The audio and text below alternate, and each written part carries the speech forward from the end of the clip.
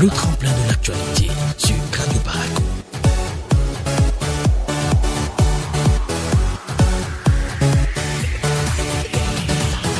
Nasouba, le package matinal.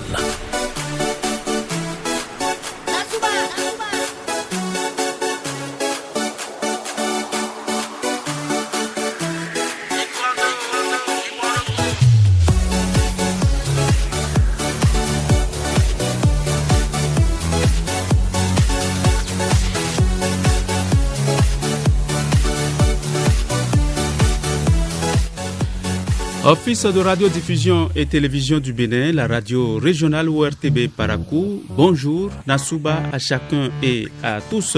Nous démarrons Nasouba de ce matin par une histoire inspirante, bien entendu. Merci de votre aimable attention.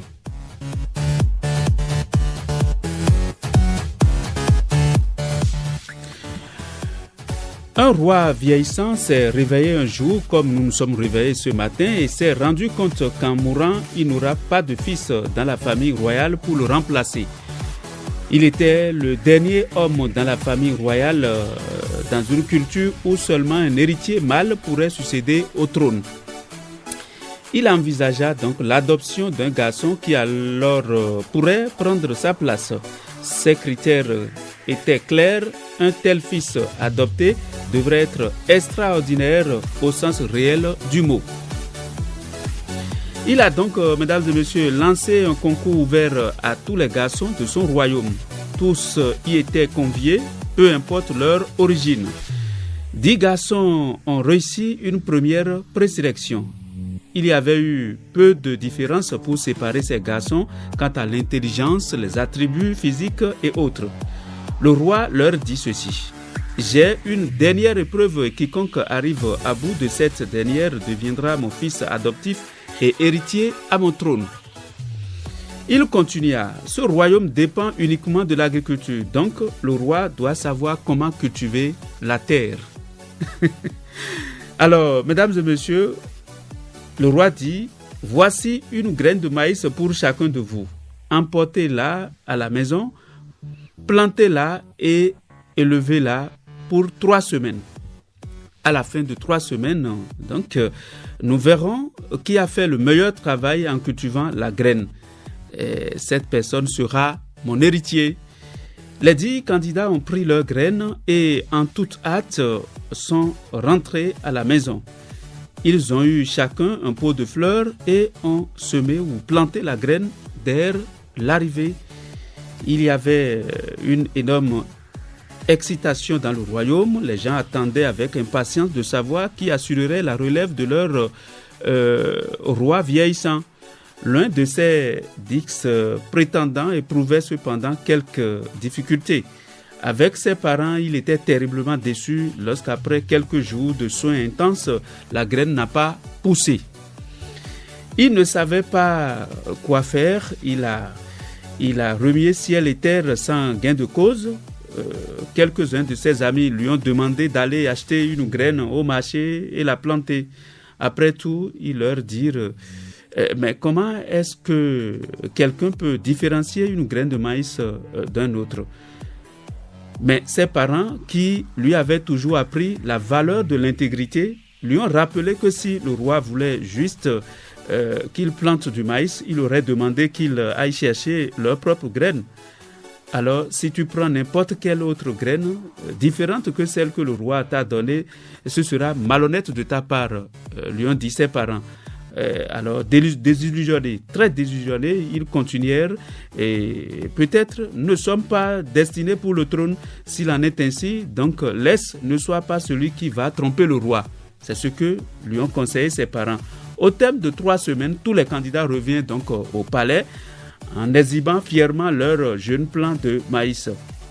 C'était évident, les autres 9 garçons avaient eu grand succès avec leurs graines. Le roi descendit le long du rang où sont alignés les garçons passionnés et demande à chacun d'eux: « C'est ce qui est sorti de la graine que je vous ai donné ça ?» Tous les garçons répondirent en chœur, ensemble: « Oui, votre majesté. » Le roi approuva d'un signe de la tête et continua son inspection le long de la ligne. le monarque arriva finalement au dernier garçon. Ce garçon était secoué par la peur. Il savait que le roi allait le jeter en prison pour avoir gaspillé sa graine. Mesdames et messieurs, je l'ai plantée et je me suis occupé d'elle diligemment, votre majesté. Mais hélas, elle n'a pas poussé, dit le garçon en larmes.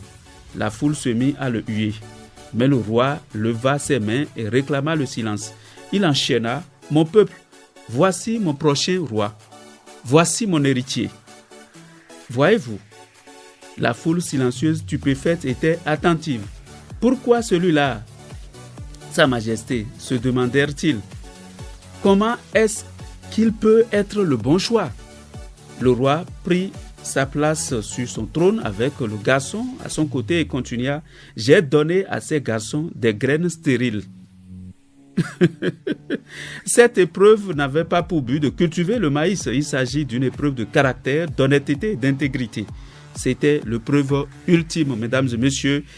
Si un roi doit avoir une qualité, ce serait celle d'être déçu de la malhonnêteté. Déçu de la malhonnêteté. Seul ce garçon a pu réussir l'épreuve. La morale, vous l'avez comprise. À vous de jouer.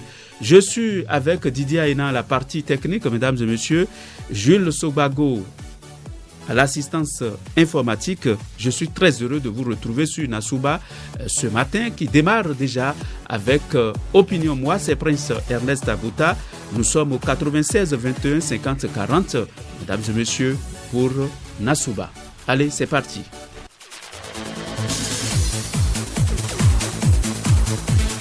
Les inondations de 2020 dans le bassin du Niger et dans plusieurs autres communes du nord Bénin ont touché des milliers de ménages.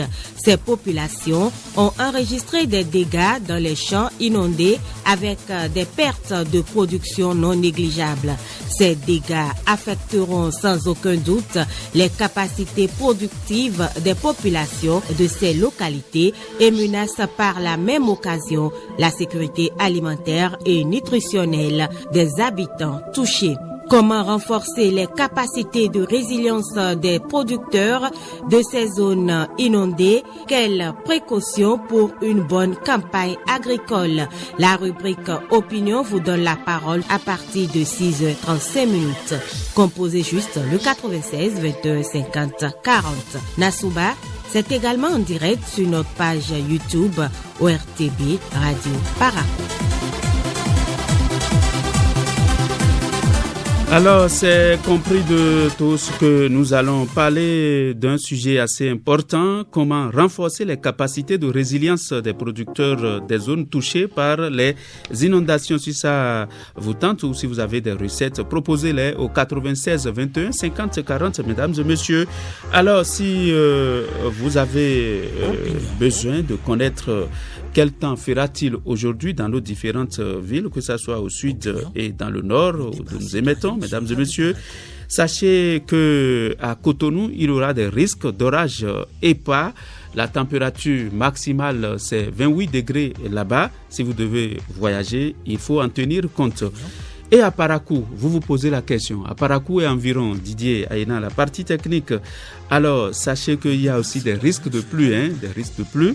Des risques d'orage et pas aussi. Et puis bon, la température maximale ici est de 31 degrés Celsius, minimale 29 degrés Celsius. Il fera donc plus ou moins chaud.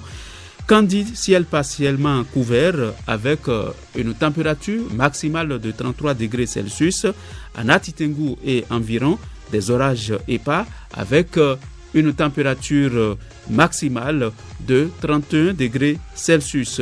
Déjà 7 heures passées de 40 minutes à Zambara et à Peonga. Nous sommes dans la commune de Kalale. Mesdames et messieurs, merci de nous appeler au 96 21 50 40. Bien entendu, 96 21 50 40 pour opiner avec nous sur Nasuba.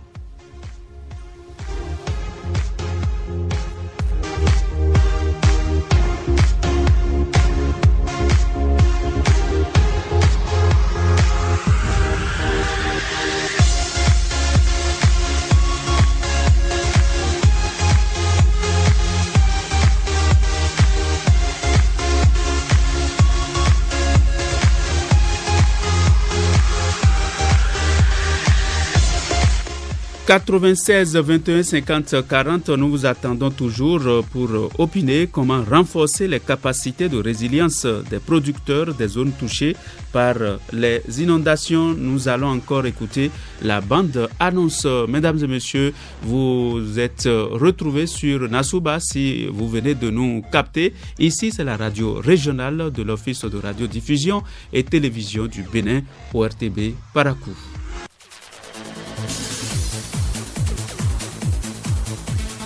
Les inondations de 2020 dans le bassin du Niger et dans plusieurs autres communes du nord Bénin ont touché des milliers de ménages. Ces populations ont enregistré des dégâts dans les champs inondés avec des pertes de production non négligeables. Ces dégâts affecteront sans aucun doute les capacités productives des populations de ces localités et menacent par la même occasion la sécurité alimentaire et nutritionnelle des habitants touchés. Comment renforcer les capacités de résilience des producteurs de ces zones inondées? Quelles précautions pour une bonne campagne agricole? La rubrique Opinion vous donne la parole à partir de 6h35. Composez juste le 96 21 50 40. Auditeur en ligne, bonjour. En direct sur notre page YouTube. Nous avons quelqu'un au bout du fil, bonjour. Faustin Assou, depuis Kani. Faustin Assou, comment allez-vous ce matin? Très bien, de l'autre côté. Je rends grâce à Dieu, nous rendons grâce à Dieu. Bon, actuellement, Parce que nous sommes déjà au boulot. Pas. Vous ne nous recevez pas à Kandi. Pas du tout. Voilà. Je ne connais même pas le thème du jour. Comment renforcer les capacités de résilience des producteurs des zones touchées par les inondations? Bon, ça c'est le problème du gouvernement. Hein. Le problème du gouvernement. Oui, c'est le gouvernement qui est tout pour nous. Hein. Ce qui décide de nous, c'est ça que nous vivons. C'est vrai. Sinon, même si on propose quelque chose, c'est ce qu'ils décident, c'est ça qui passe. Ah bon. Si nous avons des propositions, on va vous proposer. Vous proposez quoi alors? Vous demandez au gouvernement de faire quoi? C'est aussi ça? Au moins cette année, oui. Comme il y a inondation un peu partout, ils peuvent aider les populations. Parce que ces gens-là, ils ont des crédits. Ils ont pris des choses à crédit. Maintenant, ils ont fait le champ, la pluie est venue, ça a tout gâté. Maintenant, s'ils peuvent au moins réduire les dettes, ça serait bien pour la marge. Comment réduire les dettes, M. Assou? Par exemple, celui qui a pris les dettes de 500 000, on peut lui prendre 250 000. S'il a pris ça dans une banque privée, vous savez que nous avons des banques privées chez nous. Oui, c'est pour ça que je disais au départ que c'est eux, ceux qui décident de nous que c'est ça que nous allons vivre. Parce que même si on propose quelque chose, c'est pour eux qui va passer. Sinon, moi, je ne sais pas ce qu'il faut proposer, ça va marcher. Hein. C'est ça. Donc, on va croiser les bras et regarder, c'est tout. D'accord. D'accord. Merci de nous revenir si en temps vous avez d'accord. Bonne journée à vous à tout à l'heure. Voilà, si vous êtes encore inspiré, vous pouvez toujours nous revenir. 96 21 50 40, 96 21 50 40, auditeur en ligne, bonjour. Bonjour. Bonjour, cher ami, votre nom?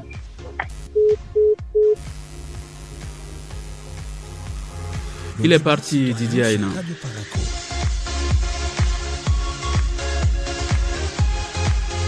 « 96 21 50 40, auditeurs en ligne, bonjour. Bonjour. Et bonjour, Bonjour, vous êtes en direct. Aziz Togoubio. Aziz Togoubio qui appelle de... Depuis Kandi. Alors, Kandi a la chance de retrouver la ligne. La radio nous lâche. Monsieur du jour, on a rien reçu. Si vous pouvez...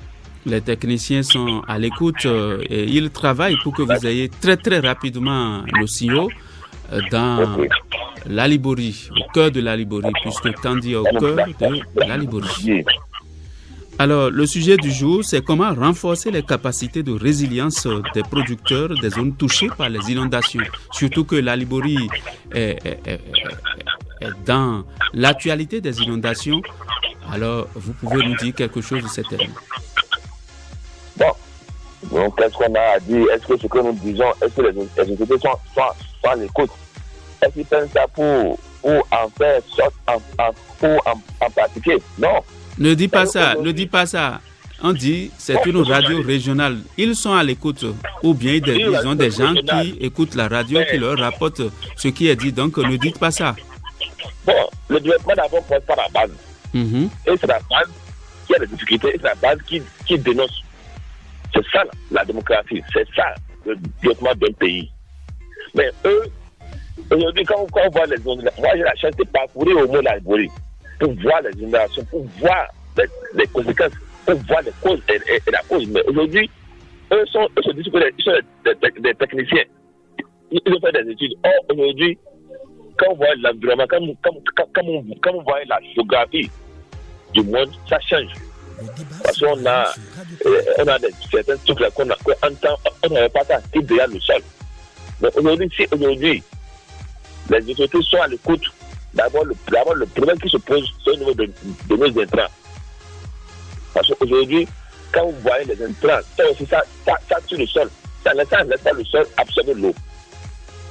Quand vous voyez aussi, nous-mêmes, notre consommation de vie, nous détenons certaines plantes, certains arbres qui ne sont pas conseillés à détruire.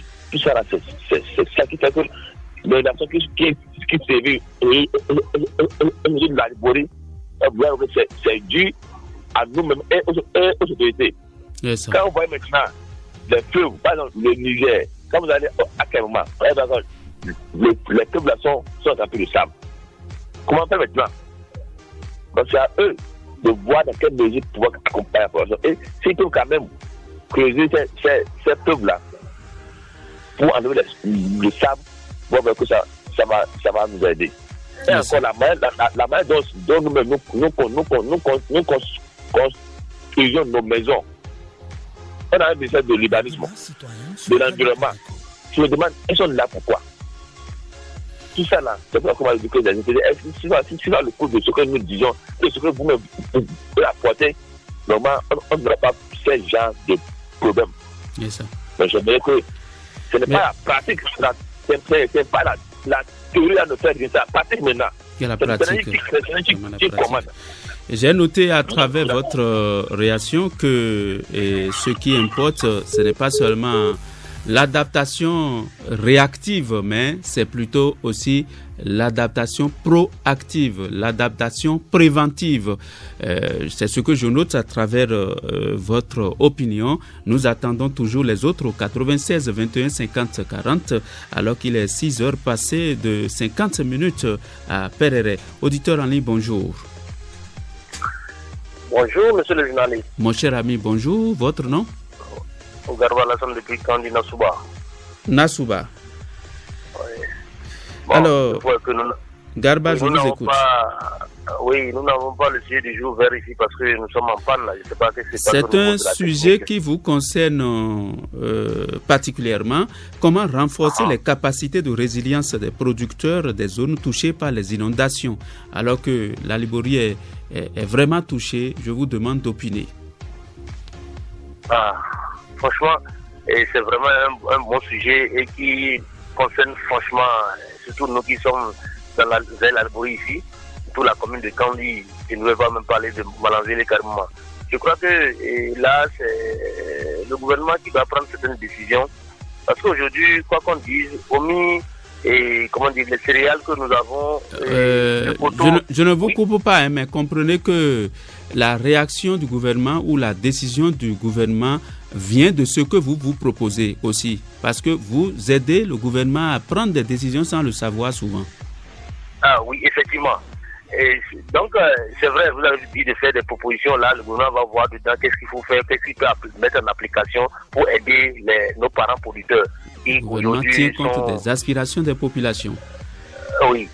Donc, d'abord, primo, est-ce que si c'est possible que le gouvernement puisse quand même revoir les intrants qui étaient partagés aux producteurs et comment il faut faire pour je ne demande pas d'annuler tout, mais est-ce que le gouvernement peut peut-être prendre 50% en charge et mettre 50% à la charge des producteurs? C'est une proposition ça. Secondo, est-ce que le gouvernement peut aussi au niveau du prix du coton, c'est vrai, nous savons très bien qu'avec la maladie du Covid-19 au niveau de la sous-région, beaucoup de pays ont baissé, ont baissé le prix du coton par rapport au kilogramme du coton, mais le Bénin a gardé le cap. Ça là, on félicite le gouvernement par rapport à ça. Mais si on peut encore revoir par rapport au truc là, au premier choix, deuxième choix, que le gouvernement puisse rester au niveau du premier choix, ça peut aussi arranger les parents producteurs de coton. Voilà ce que je peux peut-être proposer en attendant que les gens m'appellent. Merci beaucoup. Merci beaucoup Alassane Garba et bonne journée à vous. 96 21 50 40 pour opiner sur Nassouba qui a commencé déjà depuis 6h30 déjà, 6h passées de 52 minutes dans tous nos studios. Didier Aina à la partie technique avec Jules Soubago, bien entendu, à la partie informatique. Moi, c'est Prince Ernest. Toute une équipe pour coordonner donc Nassouba. Nous vous remercions d'être avec nous. Auditeurs en ligne, bonjour. Bonjour, c'est M. Alassane. Alassane, je vous écoute. Je vous remercie pour votre sujet. C'est quelque chose qui me tient au cœur avant. Pour moi, ma seule préoccupation, si déjà l'État peut déplacer le village en question pour éloigner de l'huile un peu, comment? Nous avons la possibilité de créer le marché.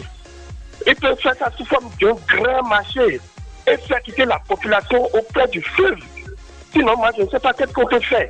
Chaque année, on répète les mêmes choses. Vraiment, c'est quelque chose qui me décourage. Donc, si on peut voir cela là aussi, ça serait bon devant moi. Je vous remercie. Merci beaucoup. 96 50 40, 96 21 50 40 pour opiner sur Nassouba. Nassouba sur Radio Bénin émettant de Parakou.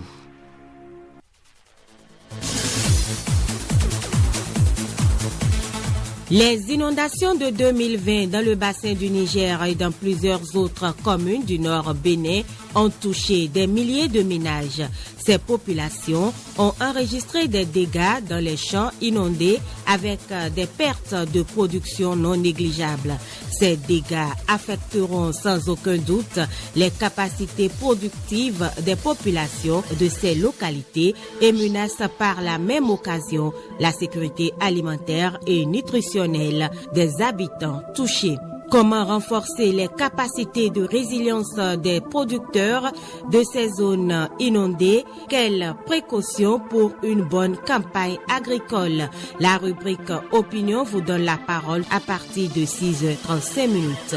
Composez juste le 96 21 50 40. Nassouba, c'est également en direct sur notre page YouTube ORTB Radio Parakou.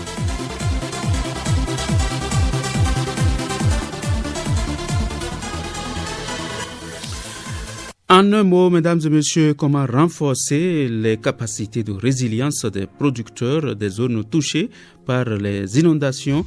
Alors, si vous avez une recette, appelez-nous au 96 21 50 40, 96 21 50 40 pour opiner avec nous sur Radio Bénin émettant de Parakou. Déjà 6 heures passées de 55 minutes. Auditeurs en ligne, bonjour. Alors, bonjour, monsieur le journaliste. Bonjour, cher ami, votre nom? Boni Bader Katin depuis TRR. Alors, vous êtes sur Nassouba cette fois-ci et vous voulez opiner certainement? Oui, monsieur. Alors, on demande comment renforcer les capacités de résilience des producteurs des zones touchées par les inondations. D'accord. Pour commencer, d'abord, toutes mes condoléances à toutes les familles éplorées, ceux qui ont eu des difficultés, ainsi que du courage à nos braves producteurs. Naturellement, merci. Oui. Oui. Donc, moi, ma préoccupation va à l'endroit des changements climatiques que nous remarquons ces derniers temps. On remarque que ces changements climatiques-là n'auront jamais de fin parce que c'est nous-mêmes qui sommes en train de les provoquer. C'est ça. Pour cela, pourquoi l'État ne va pas d'abord recruter les forces navales là et les mettre sur des différents points stratégiques? Ça veut dire quoi? Les différents cours d'eau où on remarque régulièrement ces inondations. On remarque aussi que la population perd vie sur ces endroits-là. Il faut qu'on les remette et les dépose sur ces endroits-là. Par exemple, au Pana, là, en allant vers Kita et aussi à Waria, là où nous avons remarqué cette année ces problèmes-là. De plus, pourquoi ne pas construire des barrages pour conserver l'eau, garder l'eau dans les moments où on n'a pas besoin et les utiliser pour des différentes irrigations dans les moments à venir, ça veut dire dans la saison sèche, pour faire l'irrigation et produire des produits de contre-saison. Donc, ce sont la préoccupation que j'ai ce matin, monsieur le journaliste. Babio, merci. Vous parlez, ce qui m'intéresse dans tout ce que vous avez dit, c'est l'économie de l'eau. Oui, l'économie, la maîtrise de l'eau. La maîtrise de l'eau, l'économie de l'eau. Merci beaucoup, merci, l'économie de l'eau, pour renforcer les capacités de résilience des producteurs des zones touchées par les inondations. Merci à vous, et c'est sur vous que se referme la rubrique opinion de Nassouba de ce matin. Mesdames et messieurs, dans exactement 3 minutes, c'est le journal Parler. Le journal Parler, une présentation de Samirat Chabi Mané, qui est déjà de l'autre côté de la baie vitrée pour vous servir. En tout cas, il est exactement 6h58. Le temps qu'on soit déjà sur le journal Parler, je vous propose Honoré Blépon qui chante ceci.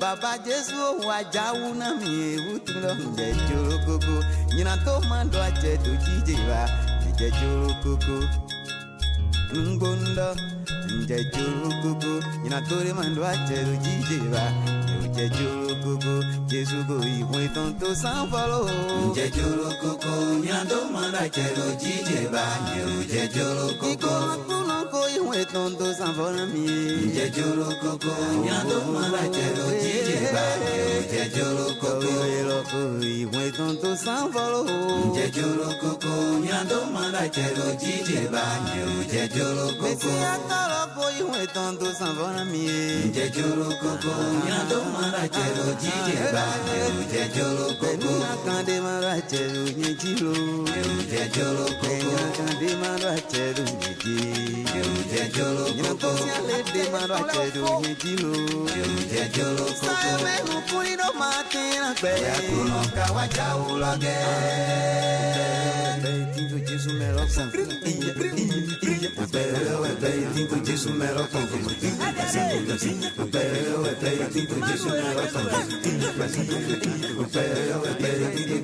agozena na pa Jesu turube no tontonu tu klain beton we ogigono Jesu je inu ngbonugbo jambo so iwando eton se gidigbidi nyina to gbekeke to kolota siando donu we gigono Jesu je inu ngbonugbo jambo so iwando eton se pátápátá dọ̀wọ́ mẹ́ma wà yìnyíntó tọ́lọ́ yìí tó bá sì yìnyíntó Jésù ẹ̀ máa kú wẹ́pọ́n kíkó kan yìí tó bá sì yìnyíntó òyìn mi wúlẹ̀ tó bá sí wẹ̀jìjọ́ tó tó tán èyí mi wúlẹ̀ tó bá sí wẹ̀jìjọ́ tó tó tán dọ̀mẹ́ etí tó Jésù mẹ́ ẹlẹ́sùn lù ń dídá yọ́yọ́ dèbò bọ̀nù kókó lẹ́jù àyìnbọ̀ lù ń bí sọ̀sùn yọ̀yọ̀ pẹ́ kókó lọ́jù àyìnbọ̀ òpẹ́ ẹlẹ́sùn yọ̀yọ̀. Wenunde nukuni do matina gbe ya kuno kawaja uloge Asiko menu kuni do matina gbe ya kuno kawaja ulo Jesu wajau boba ina to wesi awan eba ina to wesi awan lobo nu to maro acheba wewe nu to maro ache mowe opu maro ache do présente me Jejolo Coco. Alors, nous avons déjà Sabi Mané au studio, j'allais dire. Sabi Mané, bonjour. Bonjour Prince Ernest Agbota, c'est bien Chabi Mané. Vous savez, il y en a qui s'appellent Sabi. Et d'autres mais Chabi. Chez moi, c'est Chabi. C'est Chabi chez vous? Oui. Chabi Mané. Samirat. Samirat. Vous êtes très bien habillé ce matin. Merci. Vraiment, si je dois encore... En tout cas, vous devinez. Merci beaucoup. Et vous êtes là, pourquoi? Je suis déjà là pour vous faire part des informations de ce jeudi 8 octobre 2020. Vous le savez, chaque mercredi, il y a Conseil des ministres. Déjà, nous allons prendre le pouls de cette rencontre entre Merci d'écouter Radio Parakou, il est 7h. Ce sera avec Henri Daseko. En tout cas, je suis très intéressé par ces informations comme tous les auditeurs. Je vous souhaite une excellente présentation. Merci. Le journal.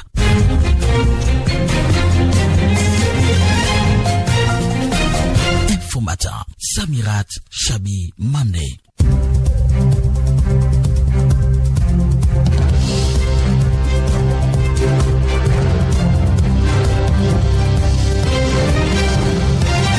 Mesdames, Messieurs, bonjour et merci de nous préférer. Plusieurs décisions ont été prises hier mercredi par les membres du gouvernement, notamment les transmissions à l'Assemblée nationale pour examen et vote du projet de loi de finances rectificative pour la gestion 2020, du projet de loi des finances pour la gestion 2021 et le choix des modalités de mise sur le marché de décodeurs numériques et accessoires de réception de la télévision numérique et terrestre TNT au Bénin. Henri Ndaseko. Les effets économiques de la crise sanitaire liée au Covid-19 appellent un ajustement du budget de l'État gestion 2020. Celui-ci s'établirait désormais à 2167,99 milliards de francs CFA contre 1986,910 milliards initialement prévus, soit une hausse de 9,1%. L'augmentation du budget s'explique par la prise en compte des dépenses d'urgence sanitaire, des transferts monétaires en soutien aux citoyens, aux entreprises, aux artisans et aux ménages. Ce projet de loi de finances rectificative prend également en compte les diverses contributions reçues des donateurs et des partenaires techniques et financiers du Bénin. Quant au projet de loi de finances pour la gestion 2021, il est principalement porté par le double défi de renforcer la résilience de l'économie nationale et sa relance face aux chocs exogènes, ainsi que la consolidation budgétaire et le renforcement du modèle social en cours de construction. Ce projet s'équilibre à 2452,192 milliards de francs CFA et projette un taux de croissance de 6% du PIB. Des mesures incitatives dans le projet de budget 2021 viennent s'ajouter aux mesures sociales qui ont été reconduite au sujet de la réalisation du projet de télévision numérique terrestre TNT. Le Conseil des ministres a retenu la meilleure formule pour l'accès aux décodeurs numériques en vue d'une bonne réception des programmes. Il s'agit de la formule Free to Air. Elle offre l'avantage d'un signal non crypté avec des programmes de base en clair, c'est-à-dire accessibles gratuitement. Les populations pourront donc librement s'approvisionner en décodeurs et accessoires de réception auprès des distributeurs. Le gouvernement a aussi prévu des mesures d'accompagnement et d'encadrement telles que l'exonération des droits de douane et de la TVA, l'obligation d'homologation ainsi que la fixation d'un prix plafond pour la vente des décodeurs et équipements de réception d'entrée de gamme. Le Conseil des ministres a enfin, Emerida Kwesoton, approuvé la note stratégique relative au lancement de la TNT au Bénin. Plus aucun doute, les candidats à la présidentielle de 2021 au Bénin doivent être parrainés par des acteurs politiques. Invitée sur une chaîne de radio, la vice-présidente de la Sénat, Commission électorale nationale autonome, a donné des précisions sur la modalité de parrainage prévue par la loi. Geneviève Bokonadjor commence par décrire le contenu du formulaire de parrainage et comment l'institution entend sécuriser le dit document. Il est rempli intitulé personnel, il appartient à un individu. Il y a le nom, le prénom, la date de naissance, le lieu de résidence, le numéro de téléphone et ensuite il faut donner sa qualité. Est-ce que en tant que parrain, vous êtes député ou maire? Vous mettez ensuite le nom de la personne que vous êtes en train de parrainer. Le parrain coche le duo présidentiel et ensuite il y a la formule de la déclaration sur l'honneur. Pour sécuriser ce formulaire-là, le parrain appose son empreinte digitale. En dehors de sa signature, le Sénat mettra sur chaque formulaire un hologramme qui ne sera pas visible à l'œil nu, qui permettra de vérifier s'il s'agit du vrai formulaire ou d'un faux formulaire. Il revient à chaque duo d'aller récupérer les formulaires de parrainage au niveau des différents parrains et de les mettre dans leur dossier de déclaration de candidature. C'est-à-dire que chaque candidat doit pouvoir voir dans son dossier de déclaration de candidature 16 formulaires de parrainage. Il peut en avoir plus. Au total, la Sénat a conçu 160 formulaires nominatifs de parrainage, à savoir 83 au profit des députés et 77 pour les maires. Le parrainage se fera sous anonymat, a déclaré la vice-présidente de la Sénat, même si l'idée n'est pas acceptée par certains hommes politiques. Les explications de Geneviève Bokonadjo. Nous n'avons jamais publié le contenu d'un dossier de déclaration de candidature. Or, ces formulaires-là font partie intégrante du dossier de déclaration de candidature. La Sénat a décidé de ne pas publier la liste de ceux qui ont parrainé les candidats. Donc, à partir de cet instant, c'est une modalité d'application de la loi. Il nous revient d'assainir le milieu politique dans notre pays. Et je pense que c'est un peu dans cet esprit-là que nous sommes en train d'évoluer. Si à leur niveau, ce genre de pratique continue d'avoir cours, je crois à mon humble avis qu'ils n'auront qu'à s'apprendre à eux-mêmes. Si ces modalités de mise en œuvre du parrainage par la Sénat ne sont pas partagées par d'aucuns, on a l'attitude de saisir la cour. À l'instant, Geneviève Bokonadjo, vice-présidente de la Sénat. Nous parlons toujours politique. Le processus d'actualisation de la liste électorale permanente informatisée, l'EPI, est dans sa phase active. Les populations peuvent déjà consulter les listes affichées au lieu habituel pour d'éventuelles réclamations. Afilalo Tchalidji a fait le tour de plusieurs quartiers de Parakou pour le constat. Références, photos à l'appui constituent l'essentiel des informations à retrouver sur les affiches placardées au niveau des centres de vote. Les populations sont invitées à aller consulter ces listes. Les différentes réclamations se font auprès des chefs de village ou de quartier de ville. Amina Bios Salifou, chef du quartier Transa à Parakou. S'il y a omission, si les noms sont mal écrits, réclamation, transfert, tout. Ils n'ont qu'à se rapprocher du délégué. D'autres attendent quand les gens vont ramasser la fiche là, ils vont commencer par venir délégué. Pour éviter tout ça, là, ils n'ont qu'à vite sortir. On a 21 jours. Les citoyens qui, entre-temps, ont changé de lieu de résidence ont la possibilité de faire le transfert. Mais d'abord, le requérant doit remplir certaines formalités dans son ancien centre de vote. Guy Moragounou, délégué de Donkparou. C'est là qu'il va se faire inscrire par la photocopie de sa carte l'EPI. Là, ils vont mettre la commune, l'arrondissement, le quartier et le centre de vote de provenance avec le code de ce centre, appuyé de attestation de résidence. C'est ça qui va amener dans le quartier actuel où il veut faire le vote. Comme ça, avant les échéances, l'individu va se retrouver dans le quartier qu'il souhaite voter. La liste en cours d'actualisation servira pour la présidentielle de 2021 au Bénin. Le processus concerne donc des citoyens remplissant des conditions précises. La tranche d'âge concernée, c'est ceux en son temps, lorsqu'ils avaient commencé par enregistrer avec 8 ans, et à l'heure là, ont 18 ans. Et les autres qui ont plus que 18 ans, qui ont l'habitude de voter. Ceux qui n'ont pas leur nom dans la base de données ne sont pas concernés. L'opération a démarré avec un retard de 4 jours. C'est pourquoi, tout en invitant la population à sortir massivement avant la fin des 3 semaines imparties, les chefs quartiers de Parakou souhaitent que les jours perdus soient rattrapés vers la fin du processus. Merci à vous, Afilalo Tchalidji. Gouvernance et déconcentration dans l'Alibori.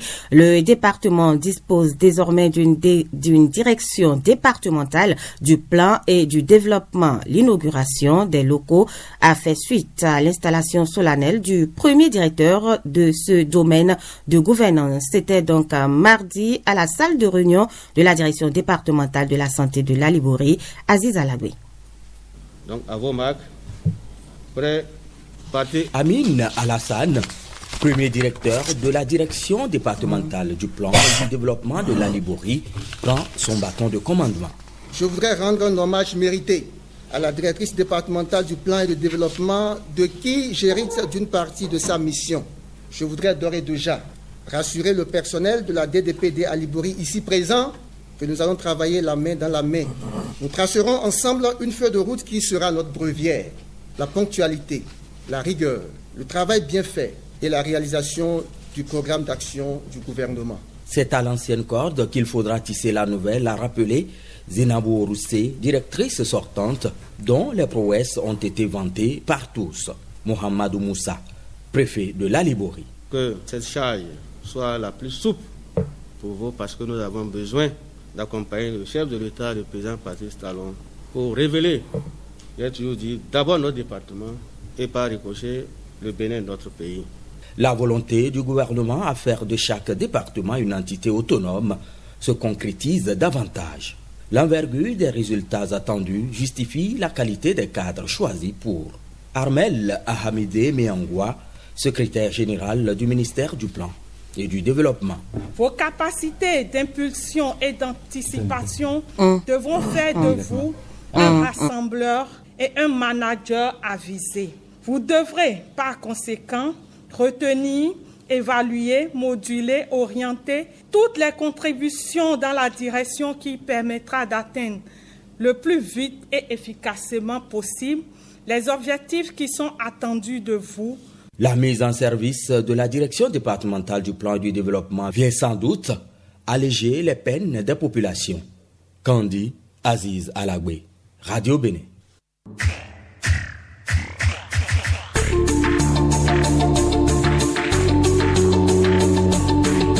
Donc, nous sommes au Mali. Les militaires qui ont pris le pouvoir le 18 août dernier dans ce pays avant de s'engager dans une transition censée ramener les civils au pouvoir ont annoncé hier mercredi la libération des 12 personnalités civiles et militaires arrêtés lors de leur coup d'État.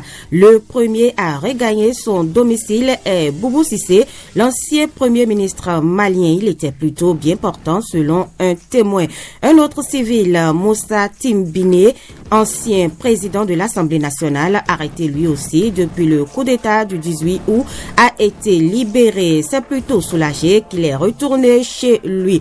Côté militaire, parmi les 10 hauts gradés qui recouvrent la liberté, les anciens ministres de la Sécurité et de la Défense, ils sont désormais tous libres de leur mouvement, mais un communiqué officiel précise que pour toutes fins utiles, les intéressés restent à la disposition de la justice. Parlons de l'insécurité au centre de l'insécurité du moins qui est au centre du mini-sommet entre la RDC, le Rwanda, l'Ouganda et l'Angola. Après plusieurs reports, le mini-sommet entre les chefs d'État de la RDC, du Rwanda, de l'Ouganda et de l'Angola s'est tenu par vidéoconférence hier vendredi 7 octobre. L'initiateur de cette rencontre virtuelle, Félix Tshisekedi, a participé depuis la ville de Goma frontalière avec le Rwanda. Plusieurs sujets étaient au menu, mais les questions sécuritaires ont pris une grande part dans les échanges. Sur le papier, l'ambition est grande. Les 4 dirigeants disent vouloir éradiquer les forces négatives et les groupes armés opérant dans la région des Grands Lacs et particulièrement en RDC. Nous sommes au Moyen-Orient, en Irak plus précisément. Malgré le Covid, les autorités maintiennent l'Arben et accueillent les étrangers. C'est l'un des plus grands rassemblements religieux au monde. Les musulmans chiites célèbrent ce jeudi l'Arben chaque année. En Irak, plus de 20 millions de pèlerins commenceront à Kerbala, la mort de l'imam Hussein, petit-fils du prophète de l'islam, enterré dans cette ville sainte. Mais malgré l'épidémie du coronavirus, les autorités irakiennes ont décidé de maintenir l'événement et même d'accueillir des visiteurs étrangers.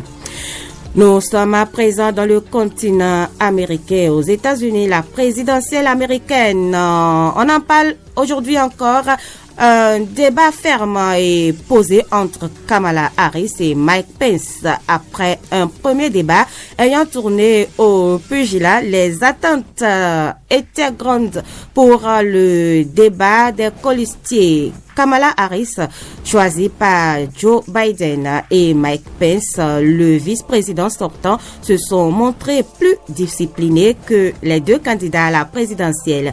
Kamala Harris, la colistière de Joe Biden et sénatrice californienne, a été offensive dès le début du débat, notamment avec les questions portant sur la question de la crise sanitaire. Elle a dénoncé la gestion par l'administration Trump de la pandémie comme le plus gros échec de l'histoire américaine. Sur la question d'un vaccin contre le coronavirus, elle insiste sur le fait que ce dernier doit être validé par les autorités sanitaires et non par le président Trump avant d'être délivré aux citoyens. Le vice-président de la Défense fait donc le bilan de Trump concernant la gestion de l'épidémie. Nous finissons par la France. Les députés ont adopté le projet de loi sur la restitution d'œuvres d'art au Bénin et au Sénégal. Mais qu'est-ce qu'il y aura? Est-ce qu'il y aura, du moins dans les prochains mois, d'autres projets du type? 6 pays du continent ont à ce jour formulé des demandes. Le gouvernement peut se frotter les mains. Le texte n'a pas simplement été voté par les députés, il a quasiment été adopté par l'unanimité après 2 heures de débat apaisé. Tout le monde ou presque a salué la démarche entreprise. Les sénateurs devraient à leur tour suivre le mouvement depuis novembre. L'exécutif souhaite que ce texte soit définitivement adopté d'ici la fin de l'année. 7h17, stop et fin de ce bulletin de l'information. Merci de nous avoir suivis et à 9h pour le bulletin local. Sabi Manin, je vous ai suivi avec plaisir. Je suis devenu un autre type juste après le journal parlé. Alors, qu'est-ce que vous avez retenu de ce condensé de l'actualité? Beaucoup de choses. C'est pourquoi je dis que je suis devenu un autre type. Je ne suis plus celui que j'étais il y a quelques 17 ou 19 minutes. Je cède alors ma place à Ekilirou Gouroussero qui est déjà là pour la page sport. Le sport, Didier Aina, toujours à la partie technique.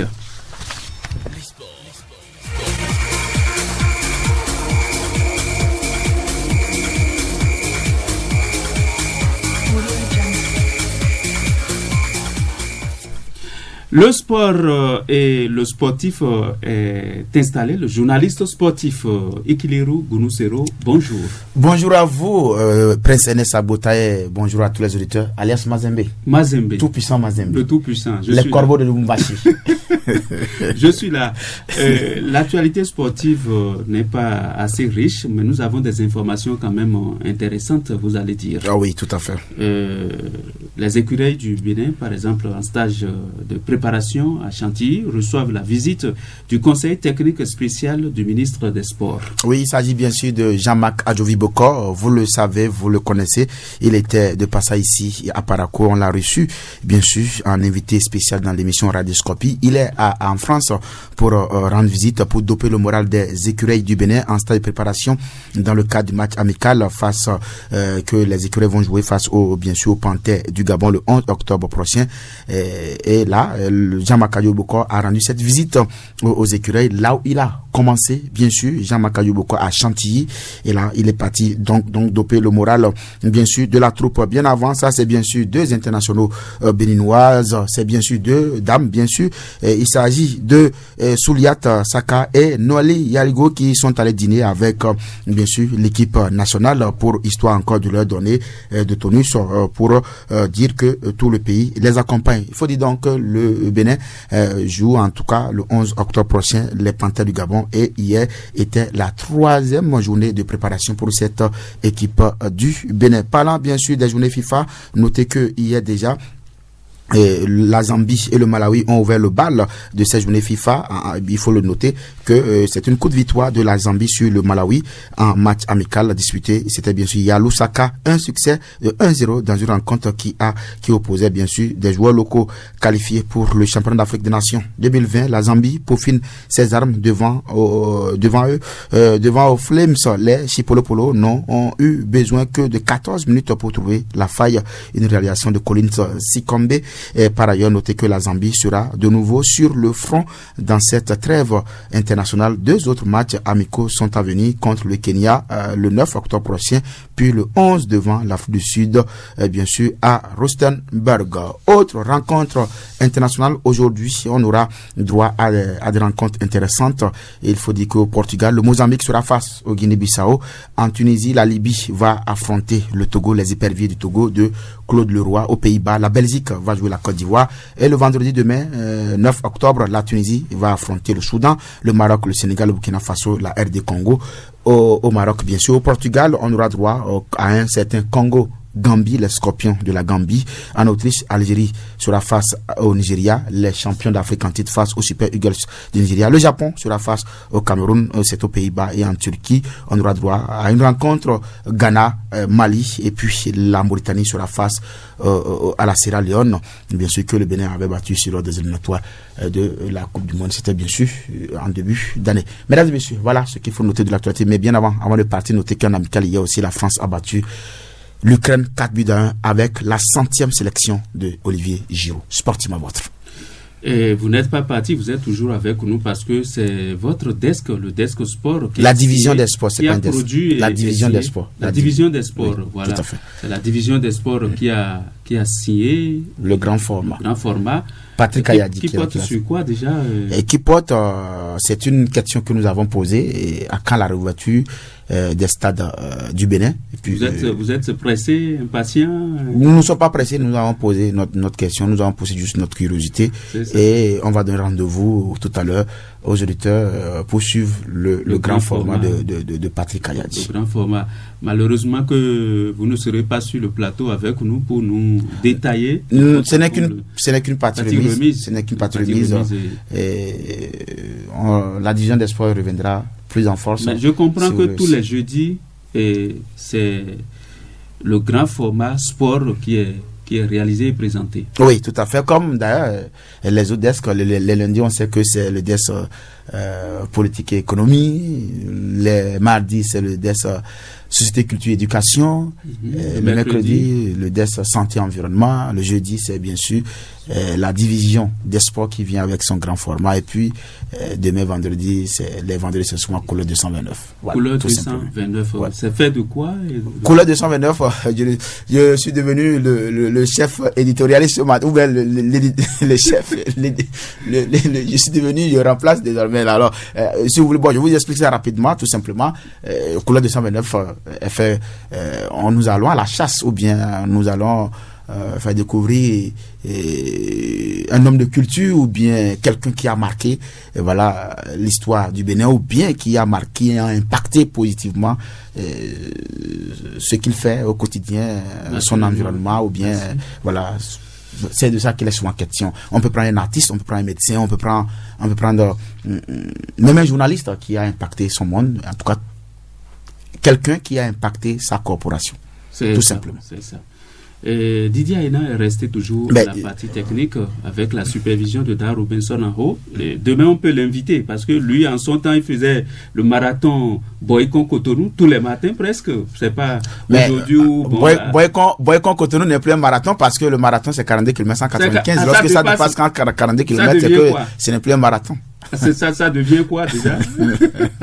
Je ne sais pas trop. Mais en son temps, c'est lui qui était le tout-puissant Mazembe. Le tout-puissant Mazembe.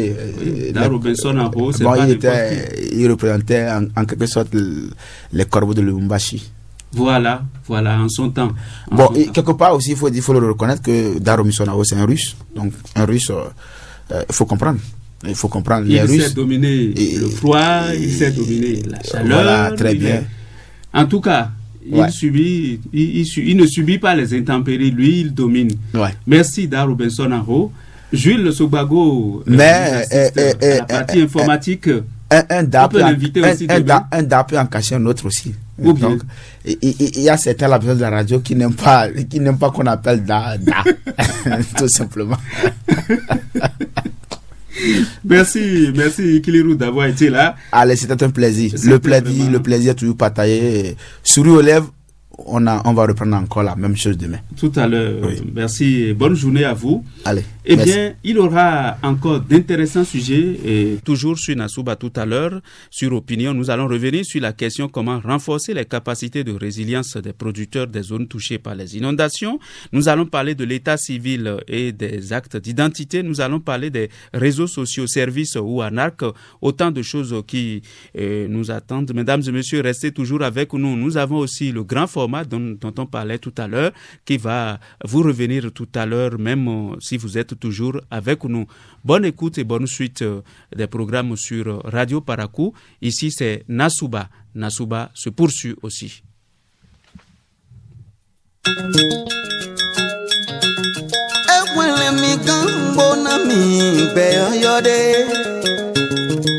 Baba Jesu tu kan mi o eye de do sanfo bokana mi duteji akolo tu kan mi o esana mi zonga meta. À quand la réouverture des stades du Bénin? C'est une production et signature de Patrick Ayadji. Mesdames et messieurs, c'est ça déjà le grand format. Merci de votre aimable attention. Le Conseil a pris les décisions ci-après valables pour une période de 2 semaines, suspension de toutes les manifestations et tous autres événements non essentiels à caractère sportif, culturel, religieux, politique et festif. Alain Orunla, porte-parole du gouvernement. Nous étions au mardi 17 mars 2020 et le ciel tombe sur la tête des acteurs du mouvement sportif béninois au lendemain de ce conseil des ministres. Une avalanche de communiqués fusait dans le rang des fédérations nationales sportives suspendant leurs différentes activités statutaires. 7 mois de disette, 7 mois de galère des athlètes et le sport béninois reste toujours condamné à un repos forcé. La faute, la pandémie du coronavirus. Lassés, les acteurs du sport national se demandent à quand la réouverture des stades. Ali Souraka Yaro, président de la Fédération béninoise de volleyball. Et au niveau de la Fédération béninoise de volleyball, nous avons encore pour cette année 2 ou 3 mois où nous ne savons pas si ici à là quelque chose pourrait être fait du côté de l'État pour nous autoriser à reprendre les activités, auquel cas on pourrait voir ce qui peut être fait. De toutes les façons, notre remarque est que la vie a repris plus ou moins normalement avec la prudence au niveau de chacun. Ce qui est sûr, pendant 5 ans encore, on aura toujours cette situation dans la tête. Alors, vous n'allez pas me dire que pendant 5 ans, nous allons arrêter de jouer, nous allons arrêter de faire du sport, surtout quand on constate que ailleurs, au niveau international, où ça a repris. Je crois que d'ici à là, le gouvernement nous y autorise. Nous allons associer de la sensibilisation, nous allons associer de la prévention pour que tous les acteurs puissent commencer timidement les activités. Le microcosme du sport béninois connaît désormais la Covid-19, pense Jacques Okumasson, président de la Fédération béninoise d'escrime. C'est comme si on a coupé la sève à la racine. La survenance du coronavirus a été un frein, un blocage au développement des activités de la Fédération béninoise d'escrime. Nous avons pris la mesure de cette maladie. Aujourd'hui, tout ce qu'on peut espérer, c'est qu'on reprenne vite nos activités, qu'on les reprenne dans les meilleures conditions, en respectant les gestes barrières. Aujourd'hui, on connaît un peu plus cette maladie. On sait comment elle se propage, elle se transmet. Donc, on peut se dire, nous allons mettre sur pied des dispositifs sanitaires et voir si on peut reprendre les activités dans les meilleures conditions et permettre à ces gamins qui sont partis depuis bientôt 8 mois, 10 mois de reprendre les activités. Relancer ou pas les activités sportives, la question taraude l'esprit. Interrogé en septembre dernier à Grand Popo, Mathurin Deschacuse, le président de la Fédération béninoise de football, renvoie la balle dans le camp du gouvernement. Bon, nous sommes en train de projeter autour de 15. Bon, vraiment, on peut estimer jusqu'à novembre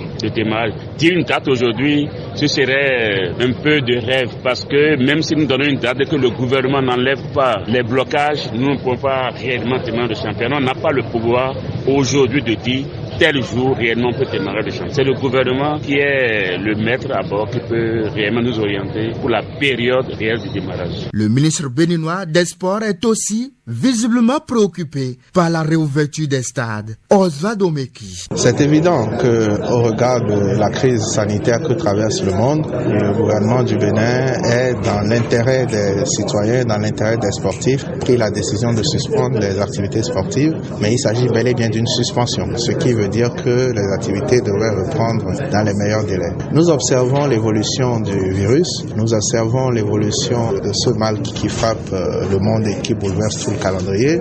Ce que je peux vous dire, c'est que dans quelques semaines, nous allons effectivement reprendre la compétition. Des semaines qui semblent élastiques pour Sosten Seflimi Zohou, le journaliste sportif et écrivain, déploie la léthargie du monde sportif national. Quand on observe que le marché d'Antokpa, par exemple à Cotonou ou à Zerké, à Parakou, brasse des milliers de personnes par jour, on ne puisse pas imaginer que ce soit au plan sportif que les gens ne puissent pas s'organiser. Il est plus compliqué de gérer une foule qui anime un marché que de gérer des sportifs et le public qu'on peut organiser porte des stades. Donc je crois que si le gouvernement n'a pas encore réagi, c'est parce qu'il n'a pas senti du tout la pression du mouvement sportif. Ce n'est pas encore tard que ce mouvement se regroupe, qu'il essaye de donner des gages au gouvernement afin qu'il puisse autoriser toutes les compétitions. On ne peut pas priver les sportifs de leur activité qui, dans la plupart des cas, leur donne à manger. Donc, apprendre à vivre avec le virus, c'est ce que nous faisons déjà en allant au marché tous les jours. On ne peut pas aller au marché tous les jours, se frotter à des milliers de personnes et ne pas être capable d'organiser des activités sportives. Apprendre désormais à vivre avec la pandémie du coronavirus, c'est le vœu des acteurs sportifs soucieux de la réouverture des stades. Les prochaines performances sur l'échiquier africain et international des différentes équipes de la sélection nationale en dépendent.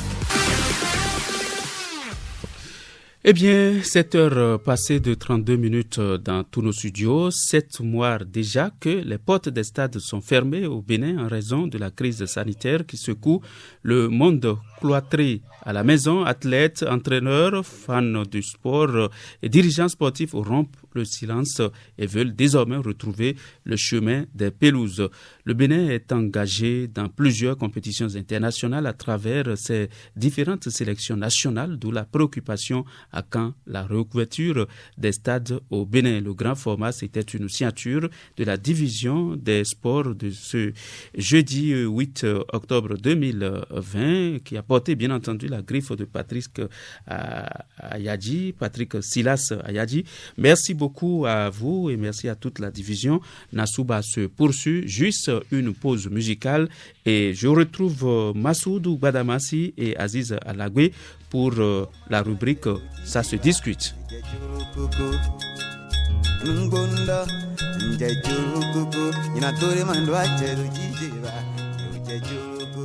Jesugo iwe tonto sanfalo Jejoro koko nyando manda chelo jijeba Jejoro koko Kulonko iwe tonto sanfalo mi Jejoro koko nyando manda chelo jijeba Jejoro koko iwe tonto sanfalo Jejoro koko nyando manda chelo jijeba. Ça se discute.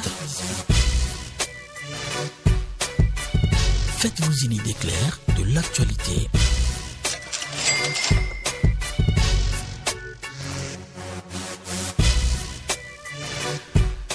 Ça se discute et on doit vraiment discuter comment renforcer les capacités de résilience des producteurs des zones touchées par les inondations.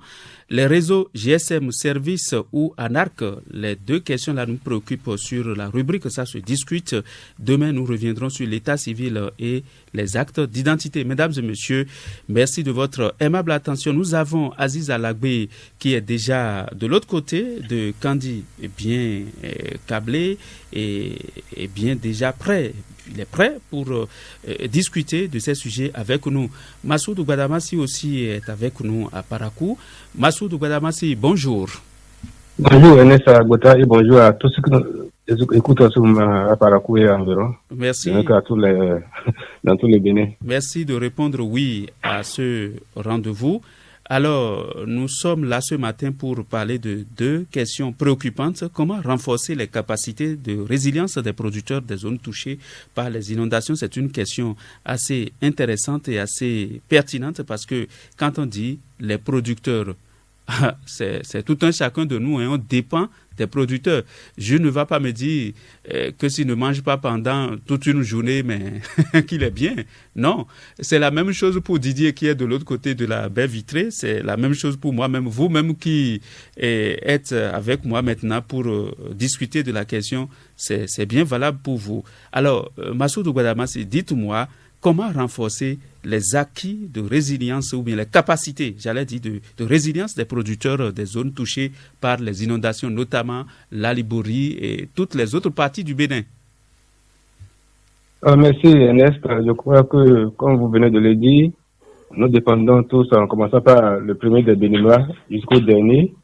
Si nous ne mangeons pas, nous ne pourrons rien faire du tout. Alors, si les inondations emportent les clôtures, j'ai entendu les reportages où c'est des hectares, des centaines d'hectares qui ont été emportés par les eaux ou bien submergés par les eaux. On parle du riz, on parle des autres cultures, du sorgho, on parle du niébé, on parle en tout cas, toutes les spéculations dont nous avons besoin. Donc, je pense que pour aider les paysans à résister à tout ce dégât-là, je pense qu'il va falloir que les gens se réorganisent en commençant par les autorités les plus proches de ces populations-là. Je parle des maires, des conseillers au niveau village déjà, au niveau arrondissement, au niveau communal, au niveau départemental et de proche en proche jusqu'au plus haut niveau que possible. Bon, je pense que le gouvernement ne croise pas les bras. Hein. On a vu déjà les différents ministres, les différentes personnalités comme les préfets qui déjà se mobilisent pour voir comment faire. La preuve, c'est que, je parlais tout à l'heure des hectares, au moins les gens ont déjà évalué. On sait à peu près combien d'hectares les gens ont perdu, combien de têtes de bétail les gens ont perdu, combien de cases les gens ont perdu qui sont écoulées, combien de personnes sont sans abri, que temporairement on est en train de caser dans les écoles. Or, depuis le 28 septembre, c'est déjà la rentrée scolaire. Donc, il faut nécessairement trouver une solution pour pouvoir aider ces paysans-là à résister en temps sorti à cette catastrophe-là qui est en train de nous miner. Mais ce qui est dommage, c'est que nous savons que c'est des choses qui arrivent, c'est cyclique, c'est pas une fois en passant. Ces zones-là sont toujours confrontées à ces genre de problèmes. Il va falloir désormais qu'on prenne le taureau par les cornes et qu'on mette en place des dispositions, mais les dispositifs qui vont nous permettre d'éviter ces genres de choses-là. Voilà ce que je voulais dire pour le moment. Alors, vous êtes donc entre l'adaptation préventive et l'adaptation réactive.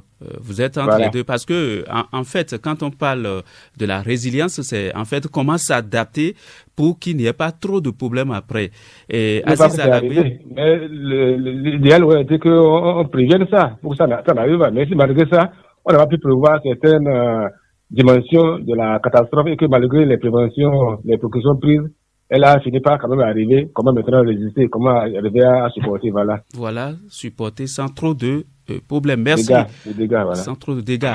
Aziz Alagbe, vous êtes entre l'adaptation réactive ou bien l'adaptation préventive, comme Massoudou Guadamassi?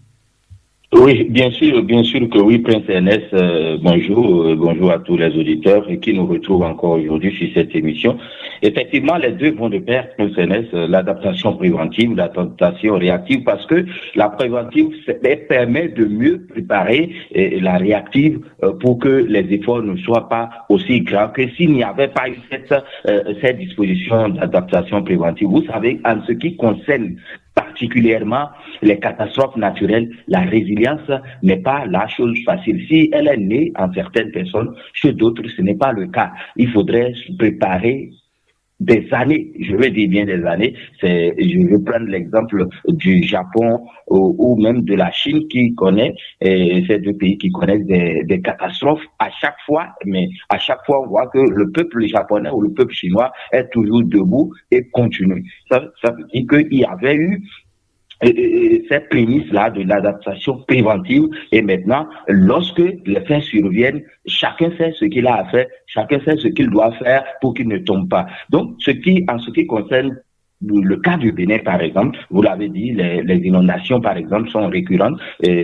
Massoudou Badamassi l'a souligné, c'est chaque année, et c'est dommage. On sait que ça viendra, mais on ne prend pas toutes les dispositions. Je pense que depuis quelques années, il y a de ces systèmes ou de ces structures qui sont mises en place pour préparer ou renforcer cette résilience-là. Je veux parler des plateformes de résistance au risque des plateformes de prévention, j'allais dire, des risques des catastrophes au niveau local, au niveau communal, au niveau départemental et au niveau national. Et au niveau national, c'est le ministre de l'Intérieur qui en est le président, si je ne me trompe pas. Et au niveau des départements, c'est les préfets. Donc, tout ceci participe à ce que les populations, les producteurs que nous avons appelés, et si nous parlons de résistance des producteurs, c'est en même temps les populations, parce que c'est qui le producteur, c'est qui la population.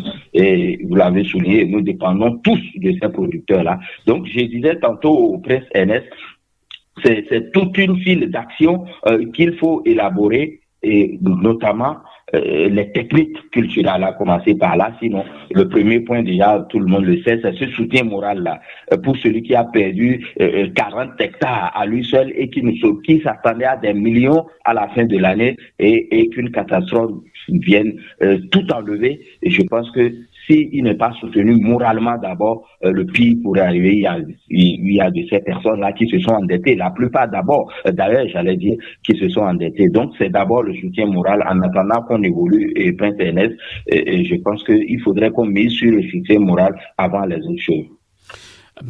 Soutien moral, oui, mais il faut aussi un accompagnement social, Massoudou Badamassi, parce que quand on dit producteur, c'est des crédits, c'est des intrants achetés, c'est beaucoup de choses. On a engagé beaucoup de sous dans l'agriculture et finalement l'agriculture est engloutie par l'eau, Massoudou Badamassi.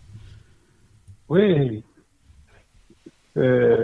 Si Aziz parle de soutien moral, c'est parce que lorsque votre moral est vraiment fort, parce que votre moral est fort, quels que soient les problèmes que vous avez à affronter, c'est déjà un grand pas, un très grand pas. Parce que lorsque les gens sont moralement affaiblis, complètement affaiblis, qu'est-ce que vous allez faire? Le pire peut arriver, c'est ce qu'il disait. Voilà pourquoi il a mis en avant le soutien moral. C'est vrai que le soutien moral seul ne suffit pas. Si la personne est moralement forte, il faut quand même aussi qu'on arrive à la soulager, à lui apporter quand même quelques soutiens financiers, soutiens pécuniaires pour pouvoir le soulager. Et ça là, en disant ça, c'est que tout le monde a les yeux rivés vers le pouvoir central. C'est vrai qu'il y a aussi quelques ONG qui évoluent dans ce domaine-là, comme quelques institutions internationales comme la FAO et consorts. C'est pourquoi je disais que c'est toujours mieux de prévenir que de guérir, un peu comme aussi dans le cas de la maladie. C'est la même chose ici aussi.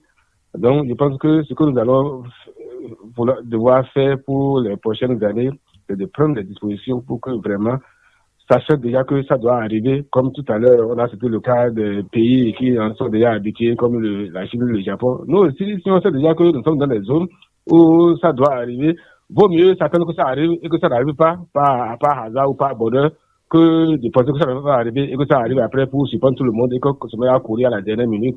Et donc, c'est ça qu'il va falloir éviter à tout prix. Donc, le soutien financier aussi, il va falloir que ça arrive et le plus tôt possible pour éviter le pire. Merci Massoudou Badamassi. Aziz Alagbe, vous êtes journaliste environnemental comme Massoudou Badamassi.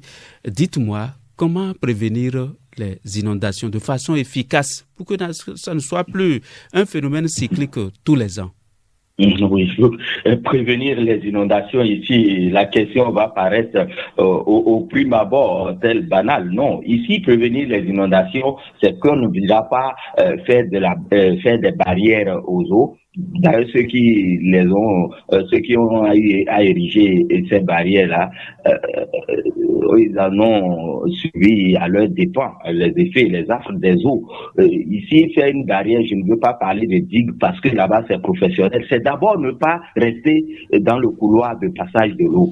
Et quand vous dites rester, c'est que ne pas faire de l'agriculture dans le couloir de l'eau aussi, c'est ça. C'est ce que je voulais dire. C'est pas seulement les habitations.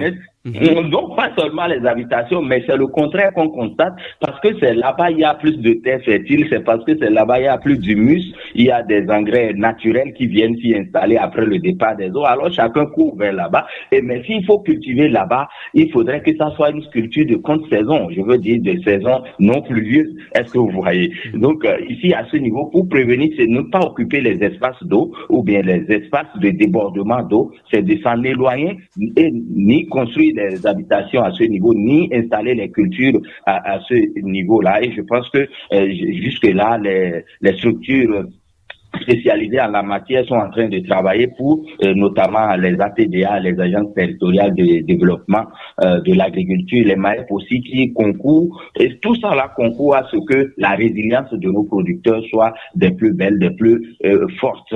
Ici, dans la Livorie où les eaux sont vraiment beaucoup plus abondantes qu'ailleurs, nous avons suivi de cette séance de formation, nous avons couvert, de cette séance de formation, de cette séance de remise de matériel afin que cette population-là, après les affres des eaux, après les catastrophes, puisse se remettre au travail et de manière beaucoup plus technique. Les techniques culturelles, comment il faut faire, les accompagnements, la recherche est à côté de ces producteurs-là. Tout ceci concourt à améliorer la résilience ou bien à renforcer la résilience de nos producteurs. Donc, prévenir les inondations fait partie du processus qui va pour l'amélioration de la résilience.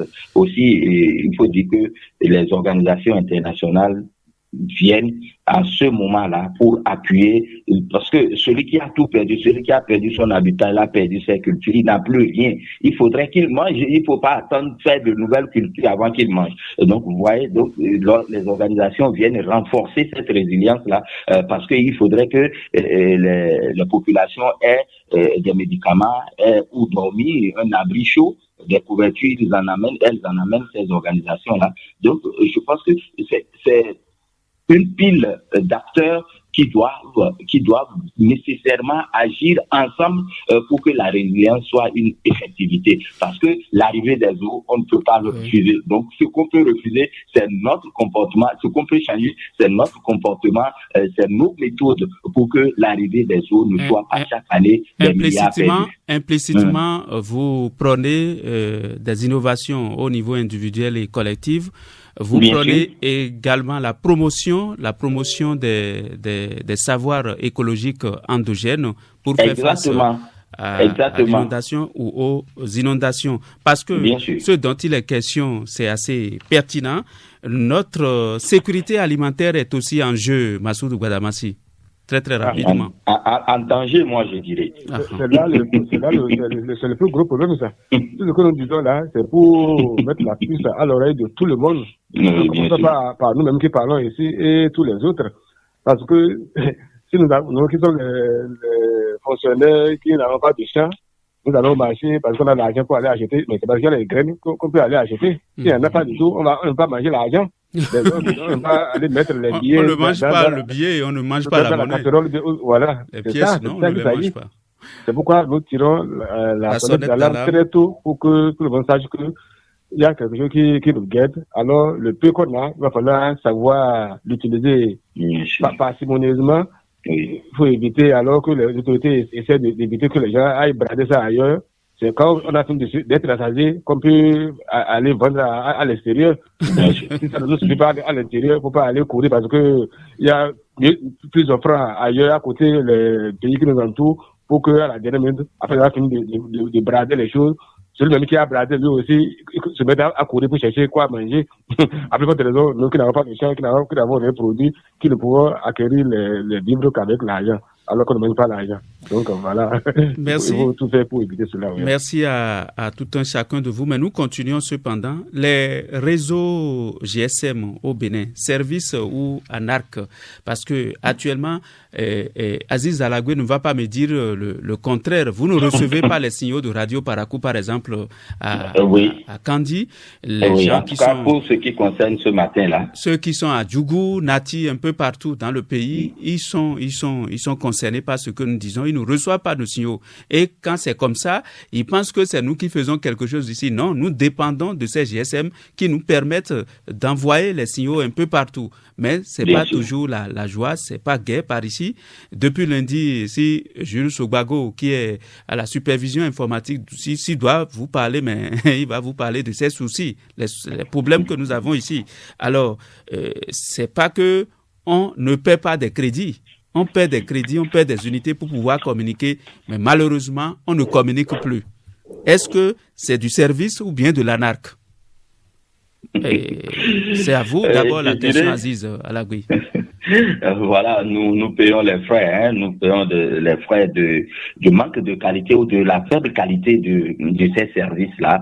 Tout consommateur GSM en a au moins subi une fois lorsque vous rechargez en crédit Internet ou en crédit appel, lorsque vous n'arrivez pas à utiliser ça pour la cause pour laquelle vous avez acheté ce crédit, vous avez financé, ça veut dire que le service est mal rendu. Et lorsque vous vous plaignez, lorsqu'un service est mal rendu, lorsque vous vous plaignez, normalement vous devez avoir gain de cause. Mais lorsque vous vous plaignez, dans ces cas-ci, personne ne vous écoute ou à la limite, c'est le call center qui vous répond de façon laconique ou parfois même de façon grossière, ce qui n'est pas bien. Là, c'est en ce moment, moi j'ai envie de dire, mais ça devient de l'arnaque. Ça devient de l'arnaque parce que lorsqu'un consommateur n'est pas satisfait, l'entrepreneur ou le commerçant, le vendeur doit s'arranger pour réorganiser, pour corriger, afin que le consommateur soit satisfait. Sinon, à la longue, c'est lui-même qui paie. Il perdra son investissement, il perdra son capital. Mais au niveau des GSM, on sent que le problème la situation prend du temps, mais il continue de s'améliorer. En tout cas, je veux parler, ils continuent d'élargir leur champ d'action. Donc ça veut dire, certes, ils ont des profits malgré que nous, consommateurs, nous ne soyons pas satisfaits. Donc, à ce niveau-là, je pense on pourra parler d'arnaque si les qualités des services ne sont pas améliorées et qu'ils rendent, je ne veux pas citer le nom de ce GSM, de ce réseau-là, qui, entre-temps, a fait des prélèvements involontaires, des prélèvements inopinés, des prélèvements unilatéraux dans les comptes des consommateurs. Vous voyez là déjà, avec une explication qui tient à peine, je me demande si ces consommateurs-là on a restitué à ces consommateurs-là qui ont été indûment prélevés. Vous voyez, c'est un prélèvement dans un compte. On peut dire que c'est un compte bancaire, parce que c'est les accords de banque au niveau de ces comptes. Lorsque nous ouvrons un compte GSM pour faire des transactions financières, ça devient une institution financière en même temps là. Donc à ce niveau, normalement, vous me permettez d'aller un peu plus vite, Prince Ernest, je constate que le temps s'en va. À ce niveau-là, tous les consommateurs devraient réagir, je veux dire, pour que ceci ne se reproduise plus. Et par exemple, la qualité des services, d'abord, elle n'est pas partout. C'est lorsqu'on est en ville qu'on sent qu'il y a le GSM. Ici, par exemple, dans l'allégorie, il suffit de prendre un axe de 10 km, vous perdrez le réseau à tout bout de champ et vous ne pourrez pas communiquer. Alors que la communication, elle est très, très importante. Et ça coûte. Et ça coûte, il faut le préciser. Ça coûte cher, ça coûte même plus que le manger. Bien sûr que oui. Je sais bien que déjà au moins sur 10 personnes, 7 personnes rechargent leur portable avant d'aller acheter à manger. Donc c'est une priorité. Massoudou Guadama, si la SBE rompt tout de suite, mais on commence pas à crier. Mais ici, personne ne dit rien, notamment, en tout cas, nous qui sommes consommateurs de ces GSM, on ne dit rien. C'est parce que on n'est pas touché par ce problème. Est-ce que vous êtes touché par ce problème dont nous parlons? Les services des GSM, est-ce que vous êtes touché? Est-ce que vous êtes concerné? Il m'interpelle comme s'il était un État terrestre. Est-ce que même le président de la République n'est pas concerné? Il est bien concerné. Même les paysans dans leur coin, n'importe où. Je vous vois communiquer tout le temps. Je me dis, il faut dire le chef programme n'est pas concerné par ce problème-là. Nous allons apprendre à nous indigner et de manière la plus forte, c'est-à-dire de part de nous, les consommateurs. C'est ce qu'il va falloir qu'on fasse. Parce que la situation des consommateurs qui défend les consommateurs, c'était à eux de prendre le devant de cette histoire-là. Mais s'ils n'arrivent pas à le faire, il va falloir que nous, les consommateurs, on s'organise et qu'on apprenne à s'indigner de façon la plus ferme que ce soit. C'est ça qu'on va commencer par faire. Parce que cette histoire-là commence par prendre de l'ampleur. Les gens, ils essaient d'élargir, de faire semblant d'élargir les offres, alors qu'en réalité, c'est pas ça. On nous a chanté ici 4G, mais en réalité, je ne sais pas, entre les réseaux là, où est-ce qu'on a vraiment le 4G là, comme cela se doit, c'est faux. Aucune fiabilité. Oui, ce qu'ils font, c'est pas sérieux. Et je pense que c'est nous, on s'est fait harakiri, comme on le dit. Oui. C'est parce que c'est eux. Nous sommes piégés. Oui, nous sommes piégés. S'il y avait aussi un réseau qui est national, qui est pour l'État, qui peut vraiment leur livrer la concurrence comme cela se doit, je pense qu'ils n'allaient pas se foutre de nous comme ce que nous constatons là. C'est ce que moi j'ai constaté. Donc, pour résumer, il faut que nous, les consommateurs, on apprenne à s'indigner de la manière la plus sérieuse, la plus ferme possible, et que les structures qui défendent les consommateurs prennent en charge ce problème-là et qu'ils passent par les moyens légaux qui leur sont offerts pour pouvoir vraiment réclamer ce qu'il faut réclamer. Voilà. Nous avons des institutions qui sont chargées de réguler les télécommunications au Bénin. Nous avons des associations de défense des droits des consommateurs qui sont aussi là. Ils sont vivement interpellés, vous voudrez dire, Aziz Alagbe, très rapidement. Bien sûr. Lorsque on entend que des consommateurs ont été grillés, c'est une semaine après, 2 semaines après, que des structures qui ont vraiment ce pouvoir d'agir agissent. C'est au lendemain. On ne peut pas demander une explication une semaine après, pendant que l'opérateur a eu le temps de réguler, de justifier techniquement peut-être ces prélèvements-là. Je ne veux pas parler de ce prélèvement-là. L'association des consommateurs, les réseaux départementaux, le réseau national des consommateurs, on ne les sent pas. Il y a également l'ACEP qui fait effectivement le policier, mais le consommateur final n'a pas les retombées des combats de l'ACEP. On avait un temps eu des impositions de grille en ce qui concerne la communication, mais cette imposition, est-ce qu'elle est respectée? On déguise des forfaits et nous montrant qu'il y a eu amélioration, mais je pense qu'il n'y a pas amélioration. Cette structure de défense des consommateurs, cette structure de régulation de la communication doivent jouer réellement leur rôle. Sans quoi, ce ne serait pas la peine que ces structures-là existent. Merci à vous, Aziz Alagbe. Merci à vous, Massoudou Wadamassi. Vous êtes tous journalistes à l'ORTB Parakou. Ça se discute, c'est déjà la fin, la dernière rubrique de Nassouba, bien entendu. Je vous retrouverai une autre fois pour ça se discute. Eh bien, mesdames et messieurs, je vous remercie aussi d'avoir été là. Retenez ceci, si tu veux connaître quelqu'un, n'écoute pas ce qu'il dit, mais regarde ce qu'il fait. Si tu veux connaître quelqu'un, n'écoute pas ce qu'il dit, mais regarde ce qu'il fait. C'est une pensée que nous empruntons au Dalai Lama. Didier Aïdan à la partie technique depuis 6 heures avec Jules Sogbago à la partie informatique. Moi, c'est Prince Ernest Agouta à la coordination de Nassouba. Retrouvez-moi encore demain matin pour le même exercice. 8 heures dans tous nos studios, dans quelques secondes seulement. Infiniment merci. Bonne suite des programmes de radio Parakou.